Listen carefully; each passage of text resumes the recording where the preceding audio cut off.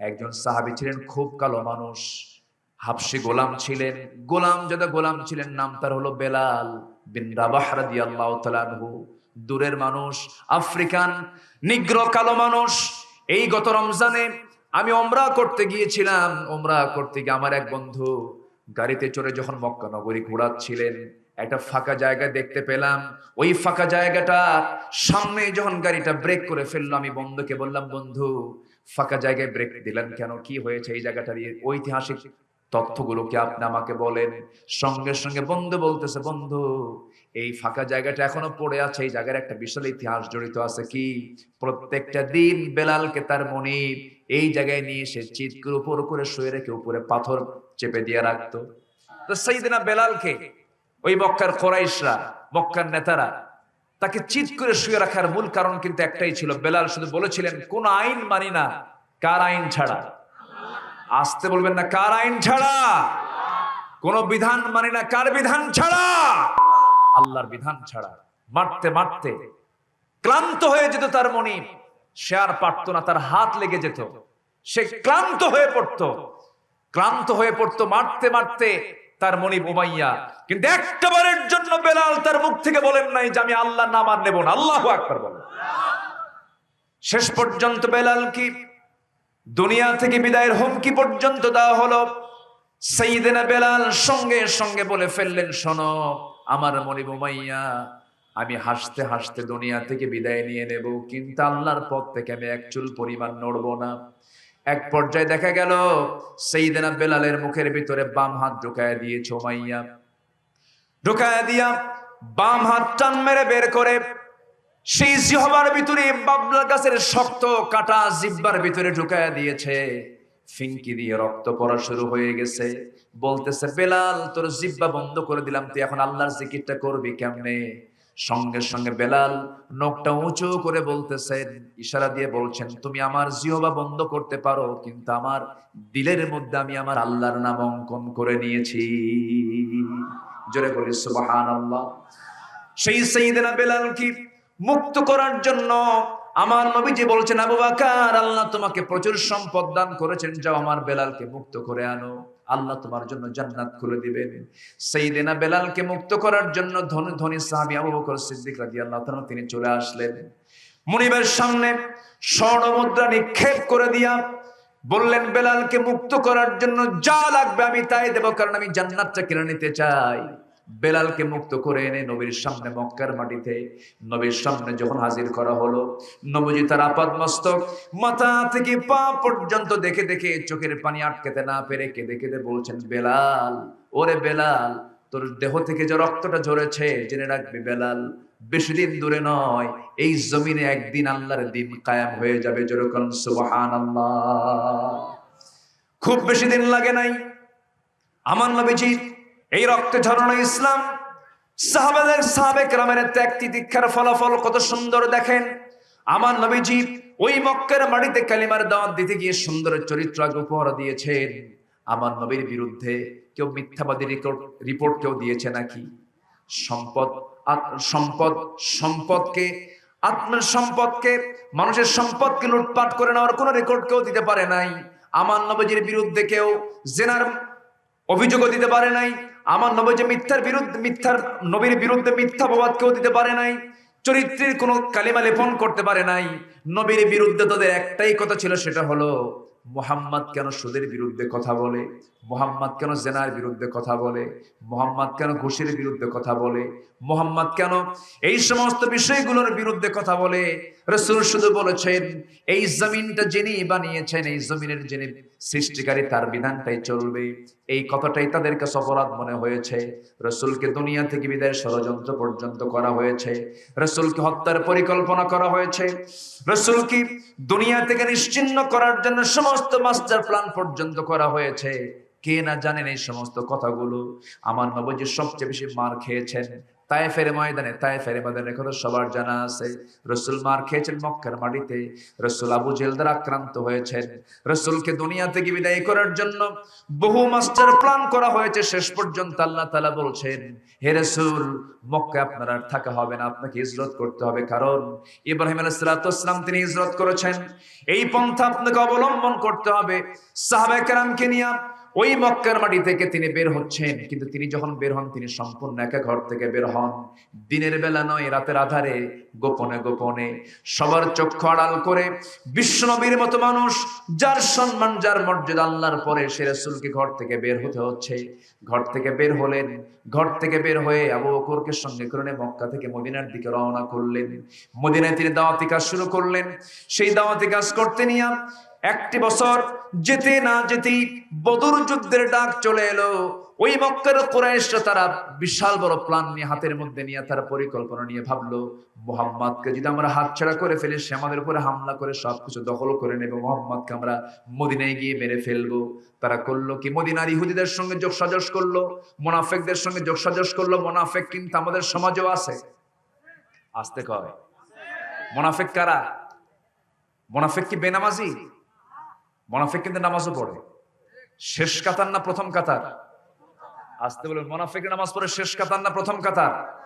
ওরা ফজর নামাজ পড়তে পারে না, এশার নামাজ পড়তে পারে না, কিন্তু বাকি নামাজগুলো প্রথম কাতারে গিয়ে নামাজ পড়ে।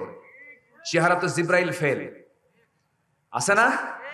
আসতে বলবেন না, আছে না? নাই আছে। নবীর আদর্শের বিরুদ্ধে যারা কথা বলে, কোরআনের বিরুদ্ধে যারা কথা বলে, কোরআনের ভাষায় তারাই মুনাফিক, তারাই ফাসিক, তারাই জালেম, তারাই কাফের। ঠিক কি না? নামাজ পড়লে ইমানদার হওয়া যায় না। আবার ভুল বুঝবেন না যে হুজুর নামাজের গুরুত্বই দিচ্ছেন না। নামাজ পড়তে হবে নামাজির মতো। আমরা নামাজির মতো নামাজ পড়বো, জোরে বলি ইনশাআল্লাহ। একজন নামাজি কখনো মিথ্যুক হতে পারে, একজন নামাজি কখনো ওজনে কম বেশি করতে পারে, একজন নামাজি কখনো সুদের কারবার করতে পারে, একজন নামাজি কখনো বনের সম্পত্তি মেরে খেতে পারে। গাবতলিতে বনের সম্পত্তি মেরে খাওয়া ভাই একটাও নাই, আছে? বনের সম্পত্তি মেরে খায়। আমার মায়েরা মনে মনে চিন্তা করছে, হুজুর ভালো করে কোন, আমার ভাই কিছু বসে আছে এই জায়গায়, থাকতেও পারে। আপনি বনের সম্পত্তি মেরে খাচ্ছেন বন হয়েছে বলে। সম্মানিত ভাইয়েরা, আবার ওয়াজও করে, বোনকে মাঝে মাঝে দাওয়াত দেয়, বছরে 2-3 বার দাওয়াত দিয়া পাশে বসে গল্প টল্প কইরা, বগুড়ার দই টই খাওয়ায়া, এশিয়ার মিষ্টি খাওয়ায়া, একটু পাম্পট্টি দিয়া শেষে বলে, বোন আমার রাগ কইরো না, আব্বা তো মরেই গেছে, আমি তোমাদের ভাই, একটা কথা বলি কি, অংশ নিলে কিন্তু ধ্বংস হয়। দেখছেন কি ফতুয়া দিল, অংশ নিলে কি হয়? ধ্বংস হয়। এটা কি রাসূল থেকে হাদিস না শয়তান থেকে হাদিস? এটা কি রাসূলের হাদিস না শয়তানের হাদিস? অংশ নিলে ধ্বংস হয়। এই কথা বলে বোনকে ফাঁকি দিয়ে বোনের সম্পত্তিগুলো এমন টেকনিক করে, এমন জায়গায় ফেলে রাখে, বিল ঝিল আড়া গাড়া, যেখানে কোনো ভ্যালু নাই, শেষ পর্যন্ত ভাইয়ের কাছে দিতে বাধ্য। ভাই কোনো মতো মনে মনে দিয়া যায়, আর যখন বলে ভাই বোন তুমি কি রাগ করছো কেন, না মনে মনে কয় আখিরাতে দেখা হবে। কি কথা কি বুঝতেছেন? এরকম জালিম ভাই আছে না নাই? নামাজি কি এমন চরিত্রবান হতে পারে? হতে পারে না। সম্মানিত ভাইয়েরা, সম্মানিত বন্ধুগণ, সবার কাছে আমি আন্তরিকভাবে এটাই বলবো, আল্লাহ যেন মুনাফিকের কাতারে আমাদের নামটা না লেখায়। জোরে বলি আল্লাহুম্মা আমিন। এই আশঙ্কা করেছেন সাইয়েদনা ওমর ফারুকের মতো মানুষ। সাইয়েদনা ওমর ফারুক একদিন আমার নবীজির এক সাহাবীর কাছে, হুযায়ফার কাছে, নবীজির পক্ষ থেকে মুনাফিকদের তালিকা থাকতো। হুযায়ফা রাদিয়াল্লাহু আনহু মুনাফিকদের তালিকাগুলো রাখতেন, মুনাফিক কারা কারা, তার কাছে এই তালিকাগুলো রাসূল রেখে দিতেন। সাইয়েদনা ওমর ফারুকের মতো মানুষ তিনি একদিন করলেন কি, হুযায়ফার কাছে গিয়ে হাওমাও করে কাঁদতে কাঁদতে বলছেন, ভাই হুযায়ফা, একটা কথা বলবো কি, তোমার কাছে তো মুনাফিকদের তালিকার একটা লিস্ট তোমার কাছে আছে, মুনাফিকদের লিস্ট তোমার কাছে যেহেতু আছে, তুমি ভালো করে বলতে পারো, দেখো তো ওই তালিকা আমার নামটা আছে নাকি, আমারও তো আশঙ্কা হয়। আমারও তো সন্দেহ লাগে, ওমরের মতো মানুষ যদি মুনাফিকের তালিকায় তার নামটা আছে কিনা যদি সন্দেহ পোষণ করেন, আমার ভাইরা, এই জন্য মুনাফিক হওয়া যাবে না। মুনাফিক মিথ্যাবাদী হয়, মুনাফিক আমানতের খেয়ানতকারী হয়, মুনাফিক মনের সম্পত্তি মেরে খাওয়া লোক হয়, মুনাফিক ওজনে কম দেয়, মুনাফিক নামাজ অবহেলা করে, মুনাফিক নামাজ পড়ে আবার নামাজ বাদ দিয়ে দেয়। এই সমস্ত খাসলত যার মধ্যে থাকবে সেই হচ্ছে মুনাফিক। এখন বলেন আমাদের সন্দেহ আছে না নাই? আসতে বলবেন না, আছে না নাই? আছে। মুনাফিকের তালিকায় যদি আমি আপনি নাম না নিতে চাই, মুনাফিকের কোন সিমটম আমার আপনার জীবনে রাখা যাবে না। যে কোনো মুহূর্তে আমি আপনি দুনিয়া থেকে বিদায় নিয়ে নেব। এই যে আমরা বসে আছি, হঠাৎ যদি আমার এই মুহূর্তে মৃত্যু হয়ে যায়, চোখটা বন্ধ হয়ে যাবে, এই জায়গা থেকে আপনাকে আমাকে যিনি মারা যাবেন তাকে ধরে নিয়া সোজা বাড়িতে চলে যাবে। বাড়ির উঠানেও জায়গা হবে না, একটা কোনায় আমার জায়গা হবে। একটু কাপড় দিয়ে আড়াল করে নিয়ে চকিতে শোয়া দিয়া যতটুকু সেলাইওয়ালা কাপড় চোপড় ছিল সেই সেলাইওয়ালা কাপড় চোপড় গুলো খুলে খুলে নেবে, কেচি দিয়ে কাটবে, গোসলটা করায় দেবে। গোসলটা যখন সম্পূর্ণ হয়ে যাবে, সারা জীবন দামি দামি কাপড় চোপড় পরেছি, কম দামি লুঙ্গি পরি নাই, কম দামি কাপড় কিনি নাই, সেলাইটা ভালো হওয়া চাই, কিন্তু মরে যাওয়ার সঙ্গে সঙ্গে বাজারে যাবে আর আসবে, যতক্ষণ সময় লাগবে একটা কাফনের কাপড় নিয়ে চলে আসবে। কাফনের কাপড়টা কেচি দিয়ে কাটবে অথবা হাত দিয়ে ছিঁড়ে ফেলবে, কোন সেলাই চলবে না। মাথায় বাঁধন, পায়ে বাঁধন দিয়ে দেবে, এরপরে টেনে হেঁচড়ে কবরের দিকে নিয়ে চলে যাবে, কবরে শোয়া দেবে, শোয়া দিয়া বাঁশ চাপা দেবে, মাটি চাপা দেবে। আমার জীবনটা এমন, আমার দেহটা এত দুর্বল যে বাঁশ দিয়ে আমাকে চাপা দেওয়া হলো, সেই বাঁশ পচার আগে আমার দেহটা আগে পচে যাবে। 3টা দিন যাবে না, চামড়া গলে গলে পোকার পেটের খাবার হয়ে যাবে। 7 দিন যাবে না, পেটের নারী ভরি সব চোখ মুখ কান নাক দিয়ে বের হতে থাকবে, কিম্ভূত কিমাকার চেহারা হয়ে যাবে। আমার আপনার অস্তিত্ব বিলীন হতে চলছে। মাত্র 3টা মাস, যত বড় রাজা হন, যত বড় প্রেসিডেন্ট হন, যত বড় দাপটের হন না কেন, মারা যাওয়ার সঙ্গে সঙ্গে ওই যে কবরে রেখে আসবে, 3 মাসের মাথায় দেখা যাবে ওই কবরে কয়েকটা হাড় গোড় ছাড়া আর কিছুই নাই। দিন শেষে বন্ধু আমার কেউ না, দিন শেষে বন্ধু আমার তিনি একজন। তিনি কে? আরো জোরে বলেন, তিনি কে? আল্লাহ তাআলা। সে আল্লাহর কাছে আমরা যেহেতু ফিরে যাব, আল্লাহর কাছে আমাদের শেষ অবস্থান, আল্লাহর সামনে মুখোমুখি হতে হবে। এই জন্য আমি আপনাদেরকে শেষ মেসেজটা এটাই দিতে চাই, আল্লাহ যে হুকুমটা দিয়েছেন সেই হুকুমটা আমরা ফলো করবো। জোরে বলি ইনশাআল্লাহ। রাসূল যে আদর্শ রেখে গেছেন সে আদর্শ আমরা ফলো করব। দল করে যাব, কার দল?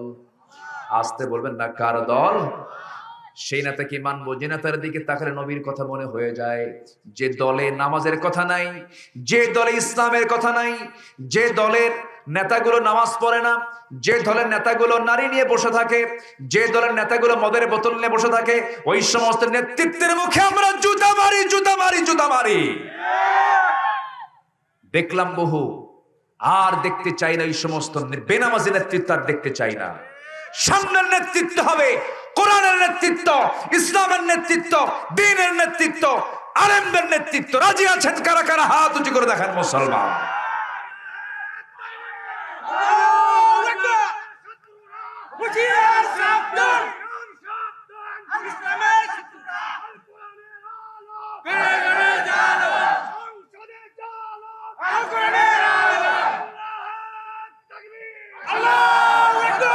আল্লাহ কবুল করুন, জোরে বলিন আমিন। কি শাসন করেছেন সাহাবীরা, শাসকদের বিচার কাজীরা করেছে।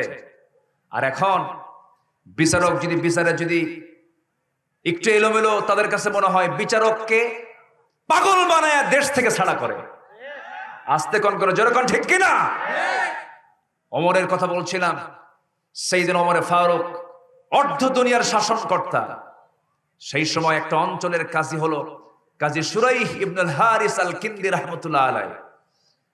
বড় একজন বিচারক তিনি ছিলেন। এই ওমর ফারুক একদিন তার এক অধীনস্থের কাছ থেকে একটা ঘোড়া কিনলেন, বাজার থেকে ঘোড়া কিনে আনলেন, টাকা দিলেন, ঘোড়া কিনলেন। ঘোড়ার পিঠে চড়ছেন, কিছু দূরে যেতে না যেতে 4টা পায়ে অচল হয়ে গেছে। ঘোড়াটা নিয়ে বললেন, এই ঘোড়া বিক্রেতা, এই ঘোড়া আমি নেব না, তুমি তো অচল ঘোড়া দিয়েছ, বিক্রেতা কয়, আমিরুল মুমিনিন, আপনি যখন ঘোড়া নেন তখন কি আপনি দেখে নেন না? হ্যাঁ দেখে নিয়েছি আমি, কিন্তু তুমি তো অচল ঘোড়া দিয়েছ। সঙ্গে সঙ্গে বিক্রেতা বলছে, না আমি ঘোড়া ফেরত নেব না। তাহলে কি করবা? চলেন আমরা বিচার নেব, যে রায় আসবে সেটাই গ্রহণ করব। আল্লাহু আকবার বলবেন না? যখন আল্লাহু আকবার। সেই স্বাধীনতা কি এখন আছে? আজ দেখুন, সেই স্বাধীনতা কি এখন আছে? জোরজার জোরজার, এটা কি ইসলামের কথা না মূর্খদের কথা? মূর্খদের কথা, জাহালাত এটা। আইন সবার জন্য আজকে কি সমান না অসমান? অসমান। ওমর ফারুক রাদিয়াল্লাহু তাআলা আনহু তিনি বললেন, চলো বিচারকের আদালতে যাই। কাজী সুরাই বসে আছেন বিচারকের চেয়ারে। সাইয়েদনা ওমর ফারুক রাদিয়াল্লাহু তাআলা আনহু ভিতরে ঢোকার সঙ্গে সঙ্গে কাজী সুরাই দাঁড়ায় গেছে। আমিরুল মুমিনিন, আপনি কেন আদালতে? কি বিচার চাইতে আসছে? কি বিচার? ঘোড়া কিনছি, ঘোড়াটা অচল হয়ে গেছে, সে আমাকে অসুস্থ ঘোড়া দিয়েছে, ঘোড়া আমি নেব না, ফেরত দেবো। সে বলে আমি ফেরত দেব না। ঘটনা এই পর্যন্ত, আপনি এখন রায় দিয়ে দেন।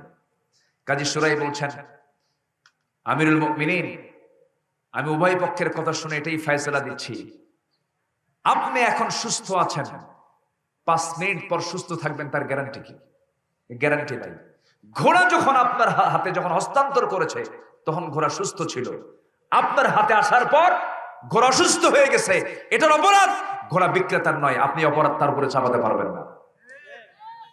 সাইয়েদনা ওমর ফারুক রাদিয়াল্লাহু তাআলা আস্তে করে একটা মুস্কি হাসি মেরে আদালত চত্বর থেকে বের হয়ে চলে গেলেন। পরের দিন সমস্ত মন্ত্রীদেরকে নিয়ে বসে বললেন, অমুক অঞ্চলে এক বিচারপতি আছে, সে খুব সাহসী, সে আমার বিরুদ্ধে রায় দিছে, ওরে ওই জায়গা থেকে নিয়ে এসে প্রধান বিচারপতি বানায় দেয়। সুবহানাল্লাহ বলবেন না? তাহলে শাসকের বিরুদ্ধে রায় দিলে তার পদ কমে না বাড়ে? বাড়ে। আর আজকে সমাজে শুধু কমে না, পাগলা বানায় দেয়। কি বানায় দেয়? পাগলা বানায় দেয়। কষ্ট পাচ্ছেন নাকি? আলোচনা চালাবো? জোরে বলি ইনশাআল্লাহ। আরো জোরে বলি ইনশাআল্লাহ। ফজর পড়বেন কারা কারা? হাত তোলেন। ফজর পড়বেন কারা কারা? হাত কিন্তু সবার ওঠে নাই, অনেকে চিন্তায় আছেন, অনেকে অর্ধেক তুলতেছেন, ভাবতেছেন কি করি, কি হয়, কোন বিপদে পড়লাম। নামাজ পড়বেন ফজর কারা কারা? একটু হাত তোলেন। উঠান না ভাই, কি আছে? ফজর পর্যন্ত বাঁচবেন এমন গ্যারান্টি কি আছে? সিদ্ধান্ত নেব আজকে থেকে আর নামাজ কাজা করবো না। কারা কারা ফজর নামাজ? দেখি কারা কারা পড়বেন ফজর নামাজ?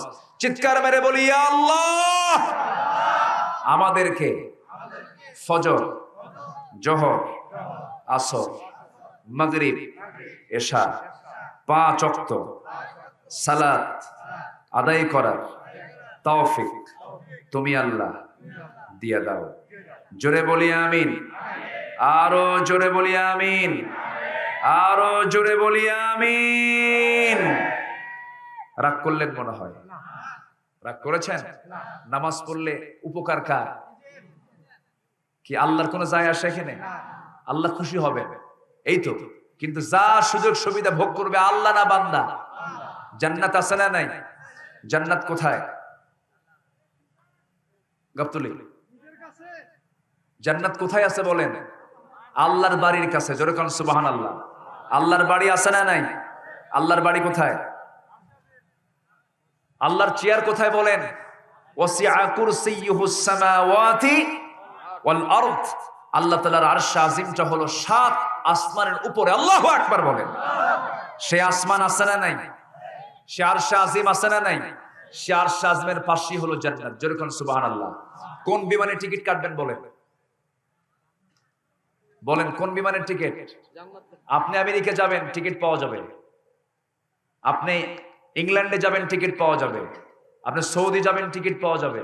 আপনি কাতার যাবেন, টিকিট পাওয়া যাবে। কিন্তু উপর দিকে উঠবেন আরশ আজিম।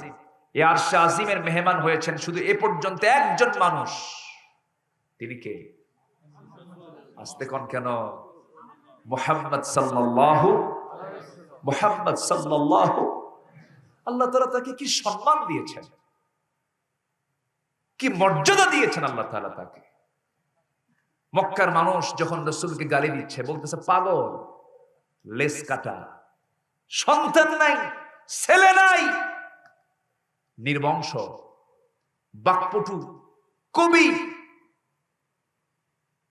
ফকিরের ছেলে ফকির, এরকম করে যখন গালিগালাজ দিচ্ছে, আল্লাহ বলছেন আমার হাবিব কোনো সমস্যা নাই, আপনার প্রাণ প্রিয়া খাদিজাকে আমি উঠায় নিয়েছি, আপনার মন খারাপ? আপনার সবচেয়ে প্রিয় অভিভাবক আবু তালেবকে আমি উঠিয়ে নিয়েছি, আপনার মন খারাপ? না, আপনার মন খারাপের দরকার নাই, আমি আপনাকে আমার বাড়ির মেহমান বানায় নিচ্ছি। আল্লাহু আকবার বলেন। এক নবী আল্লাহর কাছে গিয়ে বলে, আল্লাহ আমি তোমাকে দেখবো। আল্লাহ কাল্লান তারানি, তুমি আমাকে দেখতে পাবা না কখনো। কাল্লা আমি তোমাকে দেখবো। কাশো তুর পাহাড়ে, তুর পাহাড়ে গেছেন, হাতে পায়ে জুতা ছিল। আল্লাহ বলেন জুতা খোল, জুতা খুলে আসো। জুতা খুলছেন, দেখতে গেছেন, নূরের তাজাল্লি প্রকাশ পেয়ে গেছে। সেন্সলেস হয়ে মুসা কয়েক ঘন্টা হুঁশ নাই। আল্লাহ বলেন মুসা তুমি কি আমারে দেখবে? আল্লাহ দেখার সব মিটে গেছে, আর দেখবো না। জোরে কোন সুবহানাল্লাহ। আর আরেক নবী আল্লাহকে বলেন না, আল্লাহ আমি তোমার সঙ্গে সাক্ষাৎ করতে চাই। আল্লাহ নিজে বলছেন আমি আল্লাহ আপনাকে আমার বন্ধু বানায়া আমার বাড়ির মেহমান বানাতে চাই। যেরকম সুবহানাল্লাহ। আমার নবীর দাম সব নবীর চাইতে কম না বেশি? কম না বেশি? কি চরিত্র তার মধ্যে ছিল, এমন কোন দিক নাই যা তার মধ্যে বাদ ছিল। স্বামী শ্রেষ্ঠ স্বামী, বাবা শ্রেষ্ঠ বাবা, নানা শ্রেষ্ঠ নানা, এরপর যোদ্ধা শ্রেষ্ঠ যোদ্ধা, সামাজিক ব্যক্তিত্ব শ্রেষ্ঠ সামাজিক ব্যক্তিত্ব, শ্রেষ্ঠ শাসক শ্রেষ্ঠ শাসক। এমন কোন দিক নাই যা তার মধ্যে অভাব ছিল। যেরকম সুবহানাল্লাহ। স্বামী কেমন দেখেন, রাসূল আগে খেতেন না রাসূল আগে খেতেন না তার স্ত্রী আগে খেত? তার স্ত্রীর আগে খেতেন, রাসূল পরে খেতেন। রাসূল কখনো কোন স্ত্রীকে আগে এরকম বলতেন না যে তুমি আমাকে আগে দাও এরপর তুমি খাও। আম্মা জান আয়েশা বলেন আমি নবীর কাছে খাবার নিয়ে যেতাম, যদি একটা দুধ গ্লাস ভর্তি দুধ নিয়ে যেতাম, রাসূল দুধ খেতে খুব পছন্দ করতেন। দুধ খাওয়া সুন্নাহ, আলহামদুলিল্লাহ বলেন। খাওয়ার দরকার আছে না নাই? খালি না খেয়ে থাকতেন রাসূল তা না, খাবার ছিল খেয়েছেন, খাবার নাই খান নাই। কিন্তু খাবার থাকার পরও যে খায় না ও তো আবার আরেক অপরাধ। রাসূল খাবার পান নাই খান নাই, খাবার পেয়েছেন খেয়েছেন। কারণ যুদ্ধ করার জন্য শক্তির দরকার আছে না নাই? আসতে বলবেন না, আছে না নাই? আচ্ছা, রাসূলের সাথে সামনে গ্লাস ভর্তি দুধ দেওয়া হতো। আম্মা জান আয়েশা বলেন রাসূলকে বলতাম হুজুর আপনি এটা পান করেন। রাসূল বলতেন না, তুমি আগে খাও। সুবহানাল্লাহ বলবেন না? আগে তুমি খাও এরপর আমি খাবো। এই চরিত্র যদি কোনো স্বামী তার বউয়ের সঙ্গে দেখায়, ওই বউ কখনো খারাপ হতে পারে? 14 বছর ঘর সংসার, ইলিশ মাছ স্বামী নিয়ে আসে ঠিক আছে, কিন্তু রান্না বান্না করে বউটার সামনে যখন রাখে, ইলিশ মাছের কাল্লাকে খায়।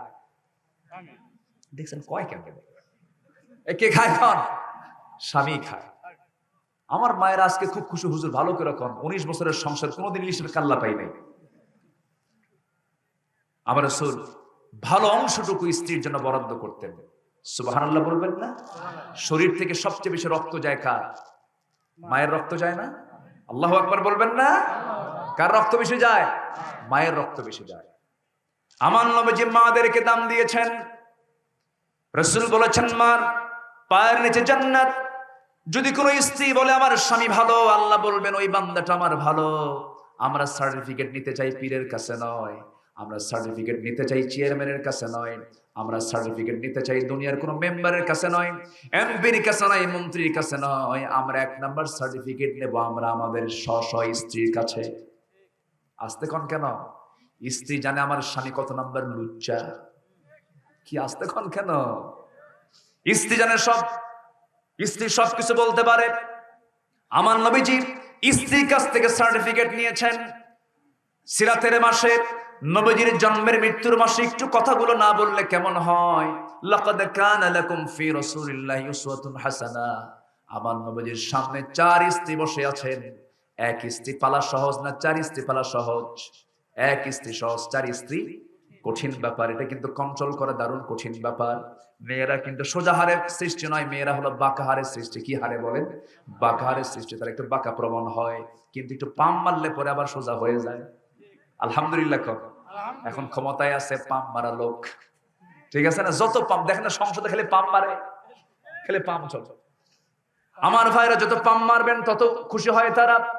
আপনার বউ যদি কালো কুসকুসা হয়, খুব কালো, কিন্তু আপনি কখন একটা বারের জন্য আপনি কালো বলবেন না, আপনি বলবেন তুমি আমার কাছে পূর্ণিমার চাঁদের চেয়েও সকসকা, দেখবেন সে দারুণ খুশি হয়ে যাবে। সে বলবেন না আমার স্বামীর রুচি আছে। মেয়েদের যত প্রশংসা করবেন তত খুশি হয়ে যাবে। মেয়েদের কি কখনো খারাপ কোন ভাষা প্রয়োগ করবেন না। রাসূল কোন স্ত্রীকে কখনো গালমন্দ করেন নাই। রাসূল সুন্দর করে মিষ্টি করে কথা বলেছেন। আম্মা জান আয়েশাকে তিনি বলেছেন, ও হুমায়রা লাল টুকটুকে, ও তাহেরা খাদিজা, প্রশংসা করে ডাক দিয়েছেন। 4 স্ত্রীর সামনে বসা আমার নবীজি একদিন এই 4 স্ত্রীকে সামনে রেখে কথা বলছিলেন। হঠাৎ করে একজন বলতেছে, হুজুর এই 4 জনের মধ্যে আপনি কাকে সবচেয়ে বেশি ভালোবাসেন? রাসূল বলছেন, শোনো এমন প্রশ্ন করলা যে প্রশ্নের জবাব দিতে নিয়ে গন্ডগোল লাগবে। এই জবাব দেব আমি আগামী কালকে সকালে, তোমরা চিন্তা ভাবনা করে আমি কালকে বলবো। যাও। 4 জনকে পাঠায়া দিলেন। উত্তরটা কি দিবেন চিন্তা করতেছেন। হাতের মধ্যে 8টা খেজুর হাতের মধ্যে নিলেন, 2টা করে প্যাকেট করলেন, 2টা করে প্যাকেট করে 4 স্ত্রীর জন্য বরাদ্দ করলেন। রাত্রে বেলা অন্ধকার রাত, আমার নবীজি প্রথমে আম্মা জান আয়েশার ঘরের মধ্যে ঢুকে 2টা খেজুর তার হাতে দিয়ে বলেন, আয়েশা আই লাভ ইউ। কেউ তো আলহামদুলিল্লাহ কইলেন না। তাহলে আই লাভ ইউ কাকে বলতে হবে? অন্যের বউ না কিন্তু আবার। আমার নবীজি বলেন, আহিব্বুক, ইসলামী তোমাকে দারুণ ভালোবাসি। আয়েশা আমি তোমাকে দারুণ ভালোবাসি। ভালোবাসার প্রমাণ দেখিয়ে গেলাম, আমি তোমাকে 2টা খেজুর দিয়ে গেলাম। দ্বিতীয় স্ত্রী ঘরে গিয়ে কি কথা বললেন, তৃতীয় স্ত্রী ঘরে গিয়ে কি কথা বললেন, চতুর্থ স্ত্রী ঘরে গিয়ে কি কথা বললেন। এরপরে ফিরে আসলেন পরের দিন সকালবেলা। এই 4 জনকে তো সবাইকে জানিয়ে দিয়েছেন, শোনো আমি তোমাকে যে 2টা খেজুর দিয়েছি এই কথা যেন অন্য কোনো স্ত্রীর কানে না যায়, খবরদার কাউকে বলবা না। পরের দিন সকালবেলা বুক ভরা আশা নিয়ে 4 জনে চলে আসছে, হুজুর তো আমারই বেশি ভালোবাসা, আমার কথাটাই বলবে। এবার সামনে বসে গেছে। এবার রাসূল বলছেন, কি বলো তোমার? হুজুর আপনি বলতে চেয়েছেন আজকে আপনি কাকে সবচেয়ে বেশি ভালোবাসেন? রাসূল বলছেন, আমি তাকেই সবচেয়ে বেশি ভালোবাসি যাকে আমি গত রাত্রিতে লুকায় লুকায় 2টা খেজুর দিয়ে আসছি। যা যেরকম সুবহানাল্লাহ। নবীজির বন্টন নীতি কত সুন্দর ছিল, এত সুন্দর করে ব্যালেন্স করে তিনি কথা বলেছেন। তার কথায় কষ্ট পেয়েছে এমন কোন মানুষ দুনিয়াতে কেউ ছিল না। সন্তানদেরকে তিনি অত্যন্ত সুন্দর করে কথা বলতেন, স্ত্রীর সঙ্গে সুন্দর করে কথা বলতেন। সাহাবীরা রাসূলকে চেষ্টা করতেন, আগে সালাম দিতে পারেন নাই। একজন সাহাবী একদিন চেষ্টা করছেন, যেমন করুক আজকে আমি আগে সালাম দেব। আমার নবীজির সালামটা মুখ থেকে তাড়াতাড়ি বের হয়ে যেত, কোনো সাহাবী আগে সালাম দিতে পারতেন না। যে আগে সালাম দেয় সে হচ্ছে অহংকার মুক্ত। যে সালাম নেওয়ার মশান নিয়ে থাকে তার মধ্যে অহংকার আছে না নাই? আছে না নাই? আচ্ছা, আমার নবীজি আগে সালাম দিয়ে ফেলতেন। একজন সাহাবী চিন্তা করছেন আজকে আগে সালাম দেব, টেকনিক করলেন। মোটা গাছের আড়ালে দাঁড়ায় গেলেন, মোটা বৃক্ষ। ওই সাহাবীকে দেখা যাচ্ছে না। রাসূল সেই দিকে হেঁটে হেঁটে আসতেছিলেন। হঠাৎ করে আচমকা ওই গাছের আড়াল থেকে বের হয়ে রাসূলকে লক্ষ্য করে বলছেন, আসসালামু আলাইকা ইয়া রাসূলুল্লাহ। হে রাসূল আপনাকে সালাম দিচ্ছে। রাসূল মুস্কি একখান হাসি মেরে বলছেন, সাহাবী এমন টেকনিক করে কৌশল করে আগে সালাম দিলে কিন্তু সওয়াব পাবা না। সুবহানাল্লাহ বলবেন না? সওয়াব যদি পেতে চাও সামনে আসো। সওয়াব যদি পেতে চাও সামনে আসো। কি আগে সালাম দিতে পারো, কি চরিত্র, কি চারিত্রিক মান আল্লাহ তাআলা আমার রাসূলকে উপহার দিয়েছেন। যে মক্কার মানুষ মক্কা থেকে তাকে ঘাড় ধাক্কা দিয়ে বের করে দেয়, সেই মক্কায় ঢুকে তিনি বললেন, ও মক্কাবাসী টেনশন করো না, আমি প্রতিশোধ নেওয়ার নবী নয়, আমি হলাম ক্ষমা করার নবী। আজকে আমি তোমাদেরকে মাফ করে দিলাম। আমার নবীজি প্রতিশোধের নবী না ক্ষমার নবী? আমার দেশে চলছে এখন ক্ষমা না প্রতিশোধ? ক্ষমা না প্রতিশোধ? আলেমদের রক্ত নিয়ে খেলো না। আলেমদের রক্ত দারুণ বিষাক্ত। আলেমদের রক্ত নিয়ে যারাই খেলেছে তারাই ইতিহাস রাস্তা করে নিক্ষিপ্ত হয়েছে। আলেমরা হচ্ছে নবীদের ওয়ারিস। আলেমরা হচ্ছে নবীদের ওয়ারিস। এটা আমার আপনার কথা নয়, বলেছেন মুহাম্মদ সাল্লাল্লাহু আলাইহি ওয়াসাল্লাম। আলেমরা ঘুমাবে, জাহেলরা সারা রাত দাঁড়িয়ে দাঁড়িয়ে সেজদা দেবে, রুকু করবে। আলেমের ঘুমের দাম তার চেয়ে বেশি। এই আলেমকে সম্মান কে দিয়েছেন? আমি ছোটখাটো মানুষ, নগণ্য গোলাম, কিন্তু আলেমদের চেহারার দিকে তাকায় থাকলো সওয়াব। যেরকম সুবহানাল্লাহ। জুমার খুতবায় খতিব খুতবা দেয়, আর কিছু মুসল্লি আছে ডাকাতের মতো চেয়ে থাকে। এরকম ডাকাত মুসল্লি আছে না নাই বলেন? ডাকাতের মতো বসে থাকে। একটু চিন্তা করতে হবে, ওই জায়গায় যে বসেছেন আল্লাহ বসিয়েছেন, আর ওই জায়গায় বসে যে কথা বলছে ওই জায়গায় বসে কথা বলেছেন মুহাম্মদ সাল্লাল্লাহু আলাইহি ওয়াসাল্লাম ডাকাতের মতো চেয়ে থাকে আর বলে, হুজুর সাবধানে কতক্ষণ, মামলা কিন্তু প্রস্তুত। আছে না নাই? সম্মানিত ভাইয়েরা, আবার আপনাদের কমিটিগুলো আজ সুদখোর দিয়ে ভরা। আমি কি ভুল বলছি? মসজিদ কমিটির সভাপতি বিশিষ্ট সুদখোর, সেক্রেটারি বিশিষ্ট ঘুষখোর, আর কেশিয়ার পাক্কা মদখোর। আছে না নাই? আছে। একদম গ্রুপ, মানে অকাম কুকামের গ্রুপ হয়ে গেছে মসজিদ কমিটির সদস্য সব। এখন খতিব খুতবা দিবে কেমনে বলেন তো? বড় বেকায়দা না? ওয়াজি তো নাই, সব পদ দখল করে রাখছে কমিটির সমস্ত সদস্যরা।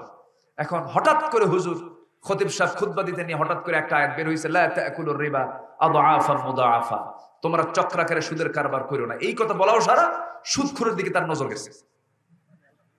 সুদখোর চিন্তা করলো, হুজুর খুতবা দিল কিন্তু আমার দিকে তাকালো কেন? কি কথা কি বুঝতেছেন? সম্মানিত ভাইয়েরা, উচিত ছিল যারা প্রকৃত অর্থে যারা মুসল্লি, গ্রামের সকল মুসল্লি এক জায়গায় হওয়া উচিত ছিল।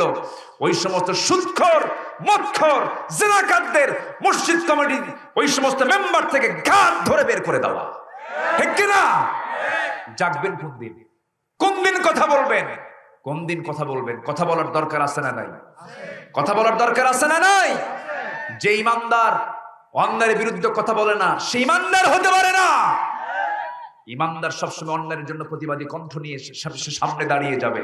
আল্লাহ তাআলা সেই সাহস, সেই হিম্মত সবার ভিতরে আল্লাহ তাআলা পয়দা করে দেন। জোরে বলি আল্লাহুম্মা আমিন। আরো জোরে আল্লাহুম্মা আমিন। মন তো চাচ্ছে আরো কথা বলবো, কিন্তু একটার কাছাকাছি চলে গেল। আমি ভাবছিলাম 12:30টার মধ্যে শেষ করে দেব, কিন্তু গাবতলীর মানুষ তো ইসলাম প্রিয় মানুষ, বলি আলহামদুলিল্লাহ, আল্লাহ কবুল করুন। আরো জোরে আমিন। বাড়িতে সবার মা বোন আছে না নাই? মা বোনদের পর্দার দরকার আছে না? তারা করবে না পর্দা, জাহান্নামে যাবেন আপনি। বড় বেকায়দা কিন্তু। তারা করবে না পর্দা, জাহান্নামে যাবেন আপনি। আপনি পিতা, আপনি ভাই, আপনি স্বামী, আপনি বড় ভাই, আপনাকে জাহান্নাম যেতে হবে। এই জন্য সবার বাড়িতে মা বোনদের পর্দা নিশ্চিত করার দায়িত্ব আমাদের আছে না নাই? আচ্ছা, এটা খেয়াল করতে হবে। দুলা ভাই, চাচাতো ভাই, মামাতো ভাই, খালাতো ভাই দেখা করা জায়েজ নাই। এই সমস্ত বিষয়ে পর্দার গুরুত্ব কম না বেশি? দুলা ভাইয়ের হুন্ডার পেছনে চড়া শালি তো গাবতলীতে খুঁজেই পাওয়া যাবে না। দেখছেন? ঠিক কয়, কিন্তু এরকম শালি নাই দুলা ভাইয়ের হুন্ডার পেছনে চড়ে? আছে নাকি? আছে? আছে। দুলা ভাই কম দুষ্ট না তো? বউর না উঠায়া শালিরে উঠায়। শালি চিন্তা করে আমার দুলা ভাই মানুষ, না উঠলে কেমন হয়। সে আবার সম্মান রক্ষা করার স্বার্থে হুন্ডার পেছনে চললেও একটু মাঝখানে ফাঁকা রাখে, যেন আমার দুলাভাইয়ের সঙ্গে যেন আমার গাটা না লাগে। সামনে দুলাভাই যায় জায়গা মতো এমন ব্রেক মারে, গ্যাপ পুরো। আছে না নাই? অতএব এই সমস্ত আকাম কুকাম করে দেওয়ার সুযোগ তৈরি করে দেওয়া যাবে না। এগুলো ক্লিয়ার রাখতে হবে। বউকে কখনো একা ছাড়বেন না। আমার রাসূল যুদ্ধের ময়দানেও বউ রেখে যান নাই, বউ নিয়ে গেছেন। কি কথা কি বোঝা গেল? বউ হাতছাড়া করা মানেই ফিতনা। মামা শ্বশুরের বাড়িতে একা পাঠাবেন না, গ্যারান্টি নেই। ফিতনা তো আসতে কয়, ঠিক কিনা বলেন? এই প্যাঁচ লাগে না? প্যাঁচ লাগে না? লাগে কিনা প্যাঁচ? এই জন্য বউ কখনো হাতছাড়া করার জিনিস নয়। আপনি যেখানে, বউ সেখানে। বউ হচ্ছে ইমানের পাহারাদার। আপনি বউকে নিয়ে রাস্তায় চলবেন, আপনি কিন্তু কোনো মহিলার দিকে তাকাতে পারবেন না। অসম্ভব ব্যাপার। যদি আপনি একবার নজর দেন অন্য কোনো নারীর দিকে, আর বউ একটাবার যদি দেখে আপনি নজর দিয়ে রাখছেন 29 সেকেন্ড অমুকের দিকে, খবর আছে। ওই সময় কিছু কবে না, রাস্তায় কিছু বলবে না। সন্ধ্যার পর যখন বলবেন সুইটি, কিসের সুইটি তোমার, চায় তো আরেক দিকে। কি ঠিক কিনা? এই জন্য বউটা পাশে রাখা আপনার জন্য, ইমানের জন্য খুবই সহায়ক। অন্যের বউ না, কিন্তু নিজের বউ। এটা মাথায় রাখবো আমরা। জোরে বলি ইনশাআল্লাহ। যুবকরা মনে মনে চিন্তা করতেছে, হুজুর বিয়ে তো করলাম না, এতে লস না লাভটা কি? বিয়ে শাদী করে নিবা একা না বাপ মাকে সাথে নিয়া? আসতে দেখছেন? একা একা, একা না বাপ মার সাথে নিয়া। বাপ মা জন্ম দিল, বিয়ের সময় একা, বিয়ের সময় সে আবার একা বিয়ে করে, বাপ মাকে বলার সময়ই পায় না। একা একা বিয়ে করে পরের দিন ফোন দিয়ে বলে, আব্বু রাগ করো না, আব্বু আমি না গতকালকে বিয়ে করে নিয়েছি। কত বড় হারামজাদা দেখেন। এরকম হারামজাদা আছে না নাই বলেন? এগুলো করো না, এগুলো তো কোনো রহমত নাই, এগুলো করা যাবে না। এরপরে মোবাইলে কোনো চ্যাটিং করা যাবে না। আজকের এই প্রযুক্তির যুগে কারো মেসেঞ্জারে, কারো ইনবক্সে ঢোকা মানে কারো বেডরুমে ঢুকে যাওয়া। অত্যন্ত অপকর্ম, অত্যন্ত জঘন্য নোংরা কাজ। এই কাজ করা যাবে না। মোবাইল ছাড়া তো এখন বিড়ির নেশা, সিগারেটের নেশা, তারপরে এই গাঁজা মদের যে নেশা, এই সমস্ত নেশা এক পাল্লাই দেন, আর মোবাইলের নেশা এক পাল্লাই দেন। মোবাইলের নেশাটাই বেশি ভারী। আসতে কোন কেন, ঠিক কিনা? মোবাইল ছাড়া মনে হয় পাগলা হয়ে যায়। নাই কি যেন নাই। এক যুবক কয় ওর মোবাইল হেরে গেছে। বলছে হুজুর মোবাইলটা হেরে আমি বিধবা হয়ে গেছি। চিন্তা করেন কি আসক্তি, কি নেশা। আজকে মোবাইল সবগুলোকে শেষ করে দিচ্ছে। যুবকরা, তুমি মোবাইল দেখবা, আল্লাহ তোমাকে দেখছেন। সব দেখেন কে? আসতে বলবেন, সব দেখেন কে? চুয়াডাঙ্গায় মাহফিল, এশার নামাজের সময় খাইতে বসছি। এক মুরব্বী আস্তে আস্তে করে হেঁটে হেঁটে এসে খুব চিন্তা নিয়ে বলতেছে, হুজুর আপনার কাছে দোয়া আছে, আমার বড় মেয়ের জন্য, বিয়েটা দিয়েছে ঠাকুরগা। বললাম চুয়াডাঙ্গার মানুষ ঠাকুরগায় গেলেন কেমন? ঘটককে, হুজুর ঘটক থেকে ওনার ঘটক মোবাইল। চুয়াডাঙ্গায় গেছে কোথায়? ঠাকুরগা মোবাইলে। তো মোবাইল কিনে দিলেন কেন হুজুর? আমি তো কিনে দিতে বাধ্য হয়েছি। কেন? সায়েন্সে পড়ে, অনলাইনে ক্লাস। কোন লাইনে? অনলাইন আসছে হলো করোনার সময়, আর অফলাইন হচ্ছে না, সব এখন অনলাইন। বাপ মা যদি বলে বাবা এগুলা বেশি ইউজ করিস না, বাবা এগুলা ব্যবহার করিস না, তোমরা কিছু বোঝো? কিছু বোঝো তোমরা? মানে শয়তান এমন ধরা ধরছে, বুঝলেন? শয়তানকে আমি পরাজিত। শয়তান কি কয়? আমি পরাজিত। আকাম কুকাম গুলো করে বেড়াচ্ছে। সম্মানিত ভাইয়েরা, এমন প্রশ্ন করার সাহস পায় কেমনে? আমি এক মাহফিলে একজন প্রশ্ন করতেছে, হুজুর 2 বছর ধরে আমার সঙ্গে এক মেয়ের রিলেশন, আমি ফোনে কথা বলি, ভিডিও কলে কথা বলি, আমরা বসেছি একসঙ্গে, মিশেছি একসাথে, 2টা বছর আমার সঙ্গে সম্পর্ক তৈরি করার পর হুজুর সে মেয়েটা আমাকে ফাঁকি দিয়ে চলে গেছে। হুজুর ওর কি গুনাহ হবে না? চিন্তা করেন আজকে রুচি কোথায় চলে গেছে, কত নোংরা হয়ে গেছে মানুষ। আরেকজন প্রশ্ন করে, হুজুর আমার সঙ্গে একটা মেয়ের রিলেশন, সম্পর্ক, প্রেমের সম্পর্ক, ও যদি আমাকে শেষ সাথে যদি নামাজের জন্য ডাক দেওয়ার জন্য যদি আমাকে একটু কল দিয়ে ডাকিয়ে দেয়, এটা কি গুনাহ হবে হুজুর? চিন্তা করেন, মানে জঘন্য সমাজের জঘন্য প্রশ্ন।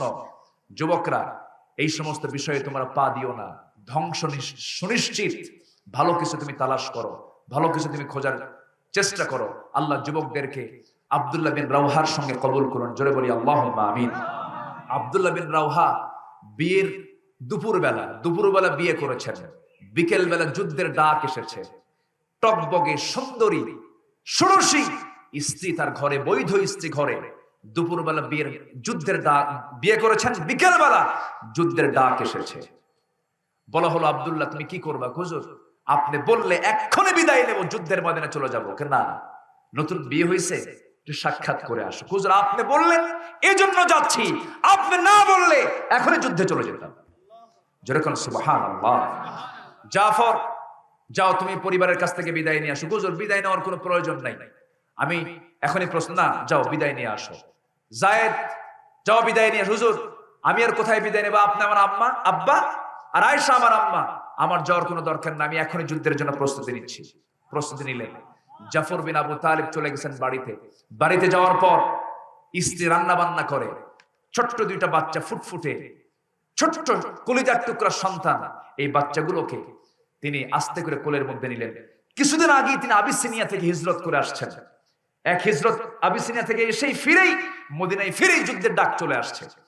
কলিজার টুকরা সন্তানকে কোলের মধ্যে নিয়ে স্ত্রীকে ডাক দিয়ে বলছি, স্ত্রী আজকে আমাকে 1 দিন না, 2 দিন না, 3 দিন না, এই দুনিয়ায় চিরদিনের জন্য তুমি আমাকে বিদায় দিয়ে দাও। যেরকম সুবহানাল্লাহ। তারা চাইছেন কাকে? আসতে বলেন, তারা চাইছেন কাকে? আল্লাহকে চেয়েছেন। জাফর বিন আবু তালিব এই কথা বলার সঙ্গে সঙ্গে স্ত্রী বলছেন, আমার স্বামী আপনি আমার কাছে এমন করে কথা বলেন কেন? যুদ্ধে যাবেন, চলে যান, আমি আপনার জন্য দোয়া করে আপনি গাজী হয়ে যুদ্ধের ময়দান থেকে ফিরে আসেন। জাফর বিন আবু তালিব বলছেন, আমার স্ত্রী তুমি আমার জন্য যত উল্টা দোয়া করো কোনো কাজ হবে না, কারণ মুতার যুদ্ধের 3 জন সেনাপতি, আগে হলো জায়েদ, শেষে হলো আব্দুল্লাহ, মাঝখানে আমি জাফর, আমি নিশ্চিত আমি শহীদ হয়ে যাব, কারণ আমি আমার নাকের মধ্যে জান্নাতের ঘ্রাণ পেতেছি। সন্তান দুটার কপালে চুম্বন এঁকে দিয়া স্ত্রীকে চিরতরে বিদায় জানায়া দিয়া তিনি দৌড় মেরে চলে আসতেছেন। সন্তানগুলো পিছন দিকে ছটফট করে কান্দে আর বারবার আব্বা আব্বা বলে ডাকে, একটা বারের জন্য তিনি ফিরে তাকান নাই। যুদ্ধে ঝাঁপিয়ে পড়েছেন জান্নাত পাওয়ার জন্য। জোরে বলেন সুবহানাল্লাহ। ওয়াসারিউ ইলা মাগফিরাতিন মির রাব্বিকুম ওয়া জান্নাতিন আরদুহাস সামাওয়াতি ওয়াল আরদ। আব্দুল্লাহ বিন রাওহা করলেন কি? দুপুরবেলা বিয়ে করেছেন, সন্ধ্যাবেলায় তিনি বিদায় নেওয়ার জন্য বাড়িতে চলে গেছেন। যে ঘরে তার স্ত্রী, সেই ঘরের দরজার পিছন দিকের শিকলটা লাগায় দিয়া বলছেন, স্ত্রী চেষ্টা করলেও তুমি ভিতর থেকে বাইরে আসতে পারবে না, আমি শিকল লাগায় দিয়েছি, আমি ভিতরে যাব না। তুমি আমাকে একদিন না দুদিন না চিরদিনের মতো এই দুনিয়াতে তুমি আমাকে বিদায় দিয়ে দাও। আমি তোমার কাছ থেকে বিদায় নিয়ে যাচ্ছি, যুদ্ধের ময়দানে যাচ্ছি। তবে আল্লাহ যদি কবুল করে নেন, তোমার সঙ্গে আমার দেখা হবে জান্নাতের সিঁড়িতে। জোরে বলেন সুবহানাল্লাহ। স্ত্রী বলছেন, স্বামী আমার, আমি তরুণ, আমি একজন টকবকে সুন্দরী নারী, আমি আপনার কাছে আল্লাহর কসম করে বলি, প্রেম নিবেদন করব না, আমি আপনাকে সময় ক্ষেপণ করব না, কোনো সহবাসে জড়াবো না, সময়টা নষ্ট করব না। কিন্তু আমি এমন একজন স্বামী গ্রহণ করলাম যাকে আমি একটুবার ভালো করে দেখতে পারলাম না, ভালো করে আমি তাকে চিনতে পারলাম না। একটাবার একটু দরজা খুলে ভিতরে আসেন, একটাবার ভালো করে দেখে নেই, যেন হাসরের ময়দানে অসংখ্য লোকের মাঝে যেন আমি আপনাকে চিনতে পারি, আপনি আমার স্বামী হন। এমন কথা শোনার সঙ্গে সঙ্গেই আব্দুল্লাহ জবাব দিচ্ছেন বাইরে থেকে, আমার স্ত্রী এমনটা স্বপ্ন তোমার যদি হয়ে থাকে, কিয়ামতের দিন হাসরের ময়দানে অসংখ্য লোকের মাঝে তোমার আমার মাঝে পরিচয় করে দেওয়ার দায়িত্ব আমার আল্লাহ নিজে নিয়ে নিবে। যুদ্ধে ঝাঁপিয়ে পড়লেন। এই তিনজনের শাহাদাত বরণ করেছেন। দেখেন দুনিয়াকে তারা কত তুচ্ছ মনে করেছেন, তাদের মূল টার্গেট ছিল জান্নাত। আমাদের মূল টার্গেট হবে কি বলেন? আসতে বলেন, মূল টার্গেটটা কি? জান্নাত। সেই জান্নাত পাওয়ার জন্য সবকিছু উৎসর্গ করবো আমরা। কার জন্য বলেন? আল্লাহর জন্য। আজান হবে, সঙ্গে সঙ্গে কোথায় যাব? মসজিদে চলে যাব। মসজিদে নামাজ হবে, বাইরে বের হব, হালাল কামাই না হারাম কামাই? এক সাহাবী বলছেন, হুজুর আমাকে বেশি আমল দিবেন না, 4টা আমল দিয়ে দেন। কিছু আমল দিয়ে দেন, আমি জান্নাত পেতে চাই। রাসূল বলেন, তুমি কি কি করবে বলো? সাহাবী বলছেন, ইদা সাল্লাইতুল মাকতুবাত ওয়া সুমতু রমাদান ওয়া হালালতুল হালাল ওয়া হারামতুল হারাম ওয়া লাম আযিদ আলা যালিকা শাইআন আদখুলুল জান্নাতা ইয়া রাসূলুল্লাহ। তিনি বলছেন, হুজুর 5 ওয়াক্ত নামাজ পড়বো, রমজান মাসে রোজা রাখবো, হালালকে হালাল জেনে হালাল জীবন যাপন করব, হারামকে হারাম জেনে হারামকে বর্জন করে চলবো। হারাম পৃথক থাকবে, হালাল তো আমার জীবনে থাকবে। নামাজ পড়বো, রোজা রাখবো, আদখুলুল জান্নাহ। হুজুর আমি কি জান্নাত পাবো নাকি? রাসূল সুন্দর করে বলেন, সাহাবী সত্যিকার অর্থে তুমি জান্নাত পেয়ে যাবে। ওই সাহাবী বলছেন, ওয়ালা মাজিদ আলা যালিকা শাইআন, এই 4টার বাইরে আমি কিছুই করব না। রাসূল বলেন, ও সাহাবীরা, এই সাহাবী জান্নাতি। জোরে বলেন সুবহানাল্লাহ। জোরে বলেন সুবহানাল্লাহ। সেই নামাজ আজকে মুসলমান পড়ে না। আপনি যে গ্রামের বাসিন্দা ভান্ডারা, এই ভান্ডারা গ্রামে 5 ওয়াক্ত নামাজ পড়ে কত পার্সেন্ট বলেন? ভাইজান বলেন কত পার্সেন্ট বলেন? ফজর নামাজের চেক করলে টের পাওয়া যাবে। এমনও সময় যায় মসজিদে মুসল্লি 3 জন, ইমাম, মুয়াজ্জিন আর খাদেম। আমি কি ভুল বলতেছি? আমি কি ভুল বলি? এই যে ইউটিউবাররা ইউটিউবে আমার আলোচনা রেকর্ড করতে আসছেন, রেকর্ড করতেছেন কোরআনের আলোচনা। এমনও ইউটিউবার আছে নামাজও পড়ে না, এত ওয়াজ শোনে। এই ঠিক আছে না? ইউটিউবাররা, অনেক ইউটিউবার আছে, আমি রিপোর্ট শুনেছি, নামাজ পড়ে না। তাহলে আপনি কোরআনের আলোচনাগুলো রেকর্ড করলেন, মানুষকে শোনালেন, নিজে ওয়াজ শুনলেন, নিজে যদি নামাজের খবর না থাকে, তাহলে কি এই খেদমত কইরা জান্নাত পাওয়া যাবে? আসতে কোন এই খেদমত কইরা জান্নাত পাওয়া যাবে? আচ্ছা মাইক হলো কই? আচ্ছা ওয়াজ আপনি বেশি শোনেন না মাইক হলো বেশি শোনেন? এসে নামাজ পড়ছেন, তাহলে কি ওয়াজ শুনে দেখেন। তাহলে ওয়াজ শোনা দরকার না আমল করা দরকার? আমল করা দরকার। আমরা আমলের দিকে মনোযোগী হই, আল্লাহ কবুল করুন। জোরে বলি আমিন। আমি জানি এখন যে শ্রোতাগুলো বসে আছেন, শ্রোতার কিছু ক্লাস আছে, কিছু শ্রোতা থাকে একটু মোশান নিয়ে আসে, নিজেও মোশান দেখায়, আবার হুজুরেরও মোশান দেখে, হুজুরের মোশানটা কেমন, সুরটা কেমন, ঝড় কেমন মারে, সাইক্লোন কেমন তোলে, এগুলো কিছুক্ষণ দেখে আমার দৌড়। কিন্তু এখন যে শ্রোতাগুলো আছে, এই শ্রোতাগুলোর মেয়াদ হলো ইয়া হাত্তা মাতলাইল ফজর। ঠিক আছে না? বলি আলহামদুলিল্লাহ। আমরা শ্রোতাগুলো তো চিনি, এই শ্রোতাগুলো একদম শেষ পর্যন্ত আপনারা থাকবেন, আমি এটা মানে বিশ্বাস রাখি। কিন্তু সবকিছু সময় মতোই শেষ করলে ভালো হয়। যতটুকু হয়েছে আমরা বলে ফেলি আলহামদুলিল্লাহ, আরো জোরে বলি আলহামদুলিল্লাহ। কষ্ট পেলেন? কষ্ট পেলেন? আল্লাহ তুমি ভান্ডারার প্রত্যেক ঘরকে তোমার বরকতের ভান্ডার দিয়ে ভরপুর করে দাও। এই নামটা পাইছেন কোথায় আপনারা? এই গ্রামের নামটা এত সুন্দর, গ্রামের নাম ভান্ডার। শুধু সামনে আগে লাগানো দরকার আল্লাহর ভান্ডার, তাই না? আল্লাহ ভান্ডার মূলত কার? আল্লাহ। আল্লাহর ভান্ডার দিয়ে আল্লাহ এই ভান্ডারকে তুমি আল্লাহ বরকতে ধন্য করো। জোরে বলি আল্লাহুম্মা আমিন। জি সম্মানিত ভাইয়েরা, আমি খুবই খুশি, আমি খুবই আনন্দিত। আপনারা মাহফিলের শেষ পর্যন্ত থেকে মাহফিলকে অলংকৃত করেছেন, মাহফিলের মান সম্মানকে রক্ষা করেছেন, কোরআনের আলোকে আলোকিত করেছেন, কোরআনের সৌন্দর্যকে প্রকাশ করে দিয়েছেন, এটাকে বুলান্দ করেছেন। আল্লাহ আপনাকে পুরস্কৃত করুন, আমাকে পুরস্কৃত করুন। জোরে বলি আল্লাহুম্মা আমিন। ফজর নামাজ হবে তো? ফজর বাদ যাবে না তো? আল্লাহ কবুল করুন। জোরে বলি আমিন। এই আশাবাদ কামনা করছি। এখন সোজা আমরা দোয়ার দিকে যাব। আমরা চাইবো কার কাছে? আমরা চাইবো কার কাছে? আল্লাহর কাছে চাবো। যে যেখানে আছেন আমরা দোয়া করি। আল্লাহুম্মা আমিন। রব্বানা যালামনা আনফুসানা ওয়া ইল্লাম তাগফির লানা ওয়া তারহামনা লানাকুনান্না মিনাল খাসিরিন। ربنا لا تزغ قلوبنا بعد إذ هديتنا وهب لنا من لدنك رحمة إنك أنت الوهاب। গভীর রাত, নিঝুম রাত, ঝিমানো রাত্রিতে চাঁদের মতো হাজারো মুসলমান নরনারী নিয়ে তোমার কালামের দুটি আয়াতকে সামনে রেখে তোমার নবীর জীবন থেকে কিছু কথা বলার চেষ্টা করেছি। শাহী দরবারে কাঙ্গাল ভিখারীর মতো দুটো হাত পেতে আছি। আল্লাহ গুনার দিকে নজর দিও না, বান্দা মনে করে তামাম জীবনের সমস্ত গুনাহগুলোকে মাফ করে দাও। জনম দুঃখিনী মা যারা বিদায় নিয়েছেন কবরগুলোকে জান্নাতের টুকরা বানায়া দাও। আব্বা আম্মার জন্য কি দোয়া তাও শিখিয়ে দিয়েছো।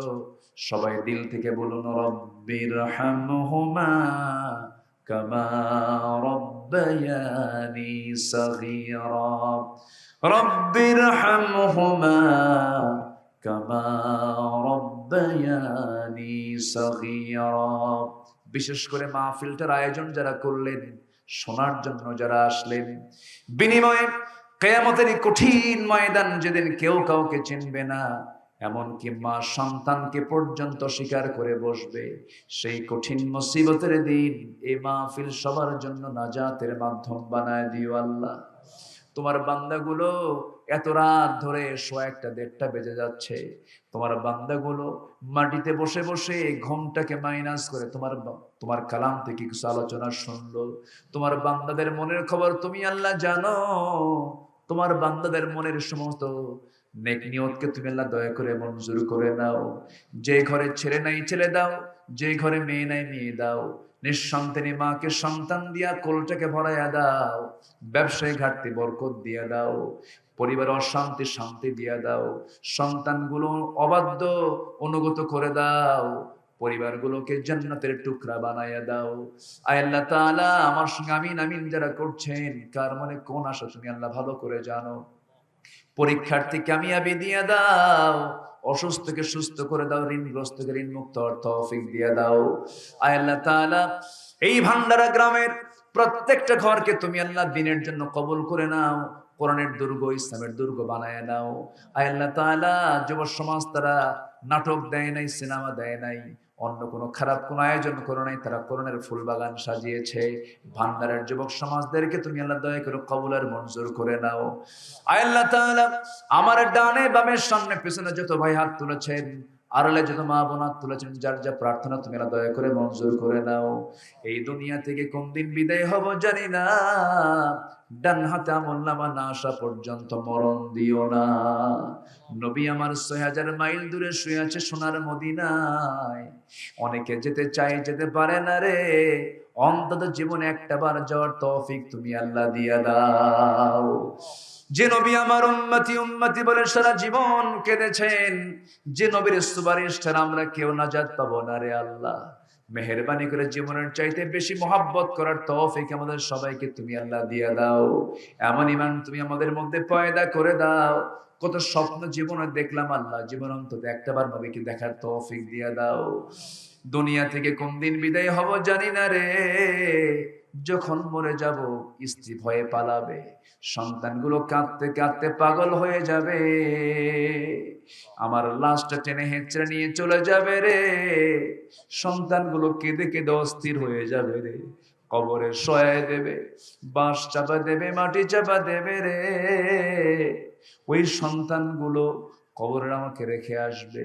3 দিন যাবে, শোকটা ধীরে ধীরে কমতে থাকবে, 7 দিন যাবে, শোকটা আরো কমতে থাকবে, এবার সব স্বাভাবিক হয়ে যাবে, কিন্তু আমার জীবন তো শুরু হয়ে যাবে। আল্লাহ তোমার কাছে ফরিয়াদ করে, তোমার পছন্দের বান্দা না হওয়া পর্যন্ত আমাদের মরণ দিও না।